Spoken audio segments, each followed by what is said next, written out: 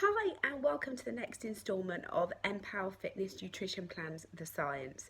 And today is less about the science and more about personal experience and personal anecdote.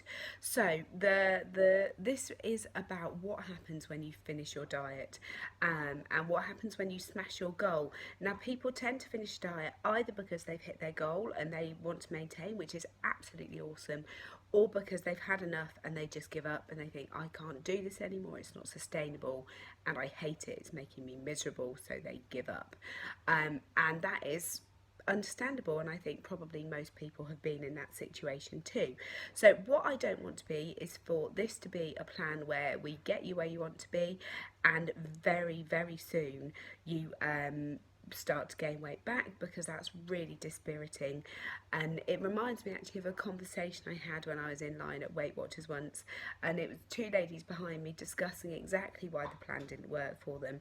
And it's because as soon as they stop, the weight goes back on. And for me that spoke volumes. The point is you stop being conscious of what you eat, you stop tracking, old habits creep back in, and because you've never been transitioned to eating at a maintenance level, the weight comes back on. And as I was saying, the last thing I want to happen with this plan. So when you get your goal, what we do is we build you back up to maintenance. So in your plan that came through, you'd have had a note about what your TDE is, or your total daily energy expenditure.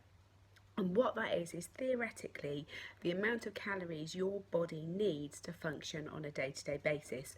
Go back to the very first video I sent out in the first email when you started, and we talked about that TDEE, which is about the amount of energy your body uses at rest, including, in addition to the amount of energy your body uses just through moving on a day-to-day basis, and then the amount of energy your body uses through exercise.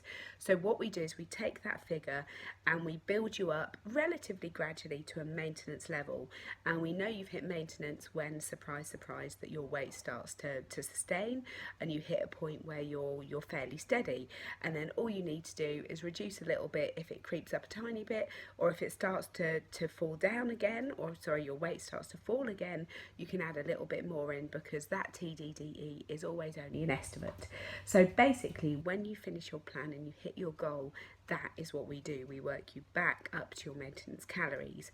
Now, if you fall into the second camp and you're like, I hate this, I am done, I cannot maintain it, and you find that no matter how hard you try, you are just reaching for foods that aren't what you're planned for, aren't what you necessarily want to eat, then that's a bit of a signal for me that you've been dieting for too long and you need a little bit of a break. So what we do, and the reason that this plan is for 30 days, is because the studies show you can restrict your calories successfully for between 4 to 6 weeks before you start to hit a point where you can no longer adhere. And it doesn't necessarily mean that the plan isn't working or that you are failing. It's just because mentally you need a little bit of a break. You need to stop being so strict and stop feeling like you're denying yourself, and start getting a bit freer. So what I would recommend is, at the end of 30 days, you take stock. Have you got to where you want to be? If so, yes, that's brilliant. I will give you a plan to rebuild your calories up to your maintenance levels. If no, and you've still got a way to go, you can decide whether to do another week, another couple of weeks, or even another 30 days before we build in a diet break. And that diet break would be a weekend or a week or 2 weeks, possibly even a month if you've got quite a lot that you still want to lose, where you go back up to your maintenance calories. We would have a period of a couple of days just to rebuild you, go back up to your maintenance, eat at maintenance for a while, have a break until you're ready to go back and to get back to your diet level of calories. And basically what that does is it gives you a bit of a mental break. It allows you to feel like you're having what you want. However, you do continue to track and you do continue to look at working to a calorie target. It's just a much more free one, because yeah, it just gives you a bit of a break and allows you to refocus at the end of it. Now, I've talked for a lot longer than I'd intended to. I hope that's interesting. I hope that gives you a little bit of a feeling that it's not about a quick win.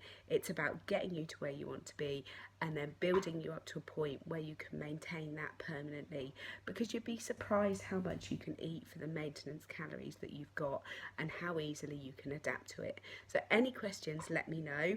Hopefully you're still enjoying it, and I will see you in the next video.